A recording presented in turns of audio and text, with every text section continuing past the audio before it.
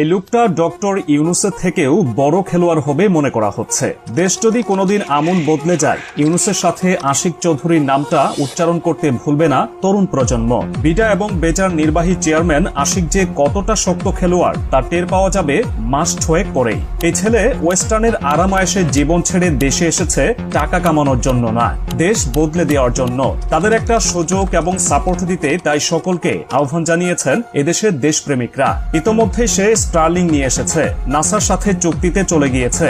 বিনিয়োগ হিসেবে বাহিরের একটা ব্যাংকের সাথে চুক্তি হয়েছে, এই বছর $100 কোটি বাংলাদেশে বিনিয়োগ করবে। 5টা বিশালাকার মালবাহী জাহাজ কিনে নিয়েছে।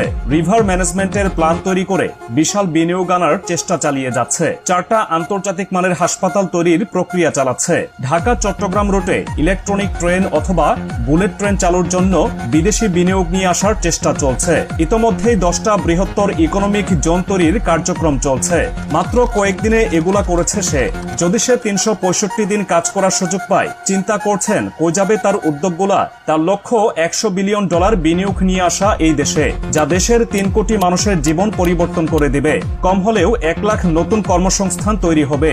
পরবর্তী সরকারে যেই আসুক, আশিক চৌধুরী, খলিলুর রহমান, শফিকুল আলমদের যদি ঠিকভাবে মূল্যায়ন করতে পারে, এই দেশ সিঙ্গাপুর বা মালয়েশিয়া হতে সময় লাগবে 3 বছর ইনশাআল্লাহ। আশিক চৌধুরীকে ডক্টর ইউনূস নিজে ফোন করেছিলেন, বলেছিলেন দেশের কাজ করার একটা সুযোগ পাওয়া গেছে, করবা কিনা।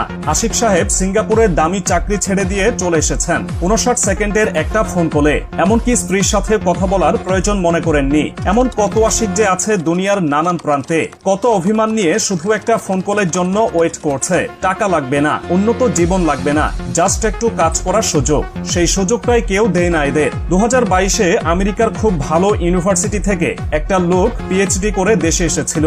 একটা ভার্সিটির টিচার হওয়ার জন্য 20টা ভার্সিটিতে ইন্টারভিউ দিয়েছে, হয় নাই। কারণ বাংলাদেশের এইসব পথ বিক্রি হয় টাকার কাছে। অথচ শুধু আমেরিকাতেই বাংলাদেশের এত ভালো ভালো গবেষক আছে, এরা সবাই দেশে আসলে আজই আশিক সাহেবের মতোই সব সেক্টরে হইচই পড়ে যাইতো। স্টেটসম্যানদের কাজ কিন্তু সবকিছু নিজে করা না। স্টেটসম্যানের কাজ হলো যোগ্য মানুষটাকে যোগ্য জায়গায় আয়না, নিজে শান্তিতে থাকা। এই যে বিডা, এটা নিয়ে আর ইউনূসের নিজের কিছু করতে হবে না। আশিক সাহেব নিজেই যথেষ্ট। এমন 10টা সেক্টরে 10টা আশিক বসাইয়া দেওয়াই স্টেটসম্যানের কাজ।